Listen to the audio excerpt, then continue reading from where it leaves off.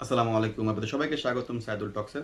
Bangladesh football টিমে কিন্তু অনেক পজিশনে কিন্তু ল্যাকিংস আছে, কিন্তু আমার কাছে পার্সোনালি দুইটা পজিশনে মনে হয় অনেক বেশি ভিজিবল ল্যাকিংসগুলা। সেটা হচ্ছে আপনার ফরওয়ার্ড লাইনে, আর একটা হলো আপনার মিডফিল্ড লাইনটাতে।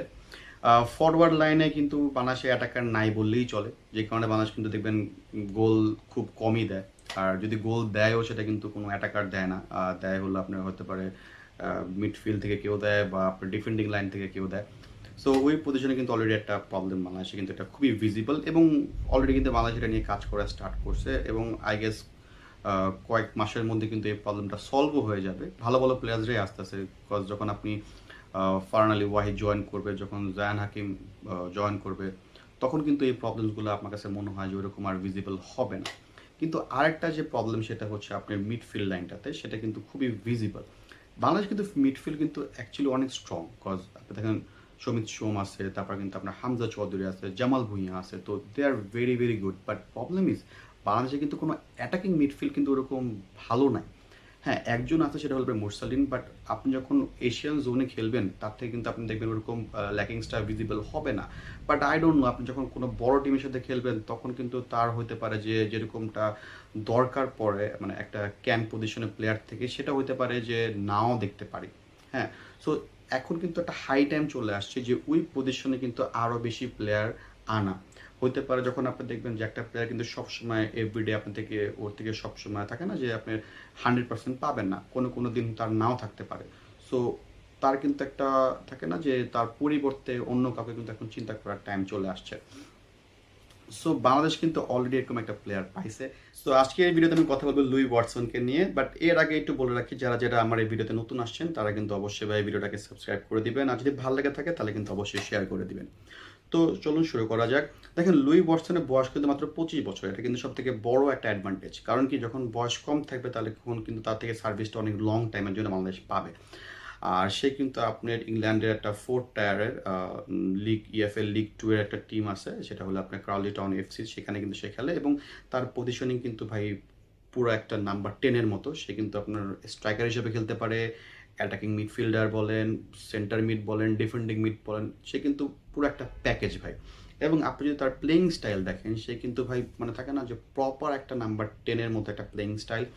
সে বল, ইউনো, বল প্রেসিং, ড্রিবলিং, বল পাস দেওয়া, এবং প্রয়োজন যদি হয় ডি বক্সে থেকে দেখবেন নেভিগেট করে বলটাকে কাট করে দেখবেন গোল করার মতো তার ওই অ্যাবিলিটিটা তার আছে। এবং রিসেন্ট টাইম যদি আপনার তার কয়েকটা খেলার পারফরমেন্স দেখেন, তার মধ্যে সেখানে কিন্তু তার রেটিং বেশ ভালো, 7-এর উপর তার রেটিং সব ম্যাচগুলোতে। সো সে একটা পারফেক্ট নাম্বার 10 হতে পারে বাংলাদেশ টিমের জন্য, রাইট? সো এখন তার আসার চান্সেস কীরকম দেখেন, যতটুকু শোনা যায় তার কিন্তু অলরেডি জন্ম নিবন্ধনটা হয়ে গেছে। আর সে এখনও কিন্তু তার থেকে পারমিশনটা পায়নি যে সে বাংলাদেশ পাসপোর্টটাকে এখন পর্যন্ত নিবে নাকি নিবে না, এটা নিয়ে কিন্তু এখনও কিন্তু ধোঁয়াশা রয়ে গেছে। তার থেকে কিন্তু এখনও কনসার্নটা পায়নি যে হ্যাঁ আমার পাসপোর্টটা করেন। আপনি যদি রিসেন্টলি একটা ইন্টারভিউ দেখেন ফাহাদ করিম, এখানে কিন্তু সে বলছে যে তার জন্ম নিবন্ধন অলরেডি হয়ে গেছে, কিন্তু তার পাসপোর্ট নিয়ে কিন্তু তারা এখনও কাজ স্টার্ট করতে পারে নাই, কাজ সে এখনও পারমিশনটা দেয়নি। বাট কোশ্চেনটা হলো সে কি আদৌ আসবে নাকি না। আমার কাছে মনে হয় যে অবশ্যই সে তার আসা উচিত। কারণ দেখেন, যখন আপনি হামজা চৌধুরী, তখন ফারহান আলী ওয়াহিদ, তারপর সমিত সোমের মতো প্লেয়ার্সরা যখন দেখবেন যে এখানে খেলছে, তখন এছাড়া দেখবেন আপনার সুলেমান ব্রাদার্স যারা আছে, ওরাও হয়তো বা খুব সুন ন্যাশনাল টিমে চলে আসবে। তো যখন আপনি দেখবেন যে এরকম হাই প্রোফাইল প্লেয়ার যখন খেলবে, তখন কিন্তু অবশ্যই অন্য অন্য প্লেয়াররাও কিন্তু থাকে না যে ইমপ্রেস হবে যে না ভাই আমারও উচিত এখানে যে খেলাটা, রাইট?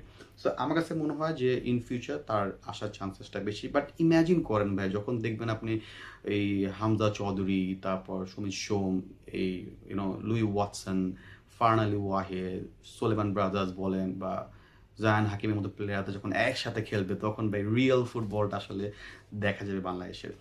সো ওই দিনের অপেক্ষায় রইলো ভাই। আমি জানি না এটা খুব কবে আসবে এবং কবে এটা দেখতে পারবো, বাট আই গেস খুব সুন আমরা এটা এরকম একটা টিম দেখতে পারবো যেখানে কিন্তু সব পজিশনে ইন্ডিভিজুয়াল প্লেয়ার্সরা পাবে। আমার মনে হয় না এরকমটা উচিত হবে যে আপনি একটা হামজা চৌধুরীকে, যে সে একটা রাইট ব্যাকের প্লেয়ার, তাকে আপনি ডিফেন্ডিং পর্যন্ত খেলাতে পারেন, very good, but attacking, midfield সব জায়গায় Hamza Hamza Hamza Hamza. I mean it's good for এরকম থাকে না যে আমাদের লেভেলের প্লেয়ার টিমদের সাথে খেললে ঠিক আছে, বাট যখন আপনি বড় টিমের সাথে খেলতে যাবেন তখন কিন্তু এই পজিশনিংটা যখন হারায় ফেলবেন তখন কিন্তু ইজি গোল খাওয়াটার চান্সেস বেড়ে যায়। আর যেহেতু বাংলাদেশের এইম অনেক বড়, থাকে না বাংলাদেশ চায় অনেক বড় বড় প্লেয়ারদের সাথে টিমদের সাথে খেলার, বা অনেক থাকে না ওয়ার্ল্ড কাপ খেলার একটা থাকে না ছোটোখাটো একটা স্বপ্ন বাংলাদেশের আছে। সো ওই সব চিন্তা করে দেখলে কিন্তু অবশ্যই আপনার এরকম টিম বানানো উচিত যেখানে অ্যাকচুয়ালি সব পজিশনের জন্য ইন্ডিভিজুয়াল প্লেয়ার সিলেক্ট করা। আমি জানি না যে ফলস নাইন প্লেয়ার্স থাকে না, যে কয়দিন আগে যখন যে রাকিবকে ফলস নাইনে খেলাইতো, দরকার কি, এখন ওরকম ছিল না। এখন দেখবেন রাকিব ইজ থাকে না যে perfect for right wing, right? তার কিন্তু স্পিড ভালো, সে কিন্তু বল ক্রস করতে পারে। সো এটা কিন্তু একটা বাংলাদেশের জন্য অ্যাডভান্টেজ ছিল। এটা এখন বাংলাদেশের আগের কোচ সে এটাকে কাজে লাগায় নাই, তাকে স্ট্রাইকার হিসেবে রাখছে এবং অনেক গোল সে মিস করছে এবং স্বাভাবিক, সে ওই ফিনিশার প্লেয়ার না। আপনি যখন দেখবেন যে ভাই আমি ফিনিশার না, আমাকে আপনি যখন ফিনিশিংয়ে খেলাবেন তো অবশ্যই আমি গোল মিস করবো। আর দেখবেন তখন যেন কি হয়, মানুষজন বলবে যে এই রাকিব ফালতু প্লেয়ার। ভাই এখন রাকিব তো ভাই আপনার ও তো আর ওই ফিনিশার না, ও তো উইঙ্গার। তা আপনি যখন ওকে এখানে খেলাবেন কেন, রাইট? যাই হোক, সো আমরাও খুব বেশি হোপফুল, আমিও খুব বেশি হোপফুল যে আই গেস লুই ওয়াটসন খুব সুন বাংলাদেশে আসবে এবং যখন আসবে তখন ইনশাল্লাহ আই গেস বাংলাদেশ টিমটা প্রপারলি একটা থাকে না যে ফুল প্যাক একটা টিম হবে। So till then, bye bye. যদি ভালো লেগে থাকে অবশ্যই চ্যানেলটাকে সাবস্ক্রাইব করবেন আর শেয়ার করে দিবেন। টাটা।